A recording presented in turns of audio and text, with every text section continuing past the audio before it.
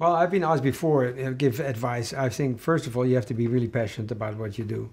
You have to be passionate because you may not ever be successful. I never cared if I was going to be successful or not. I just wanted to be in the film business. I wanted to do what I did. And I was a cameraman and a director for many, many, many years. And I just kept on pushing and going. I never saw myself ending up completely as a producer. That was never really my goal, but that's how it ended up. Because all the experience and all the stuff started going on a big heap and became really, really, really useful. But you have to be very passionate and you have to take the good with the bad, and there's a lot of bad. There's a lot of rejection, to try to sell a show. You think you've got a great concept and you go and you pitch an idea and it doesn't sell. What do? I don't go, it's not every show sells. The networks are hearing, who knows how many pitches every single day. The nice thing is there's a lot more channels now. Cable's opened up a lot more avenues for people to try to sell their shows. That's also watered down some of the, the concepts may not be as strong as they should be. But, I think if you can be a producer, you can work on a lot of these great shows, but you have to dedicate a lot of your time. We spend a lot of time away from our families. Bertram has family in Holland. I've got family in New York. You have to sacrifice. I can't remember the last time. Actually, I was just home for Thanksgiving, but I've probably missed the last 5 Thanksgivings because we're shooting when we're shooting because the network needs the show when they need it.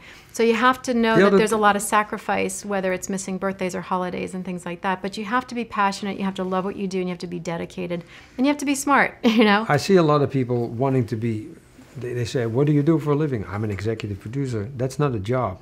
That you're only an executive producer when you actually executive produce a show. But people actually see this as a title. It's not a title. Or a lot of people want these titles and want to take on responsibility that they're not qualified for. In a way, the reality television is a great learning tool. There's no question about it. But you got to still start at the bottom in order to learn it. But there was a time there was such a demand for reality television that everybody sees themselves as executives, co-executives, and they have no clue of what it entails and what the liability is and how to deal with money and creative and lawyers and agents and networks and et cetera, et cetera, et cetera. I can attest to that because even though The Amazing Race was our creation and it was my original concept, I did not come on the show as an executive producer. I actually started off as a field producer, making very little money. And then little by little, producer, supervising producer, co-EP. And the nice thing about that, although I didn't necessarily want to go that route, but the nice thing about that is that I've done pretty much every job on the production. And until you've really stepped in all those shoes and lived through every aspect of the production, you really can't be an executive producer on a show. You have to know how every department works and what it entails. I can look at budgets, I can look at creative. You need to be well-rounded to run a show.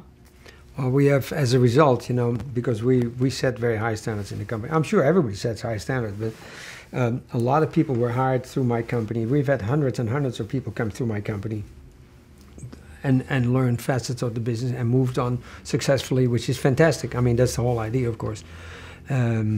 So I'm very proud of that, but we set a high quality, and a lot of companies have always looked to us to hire people.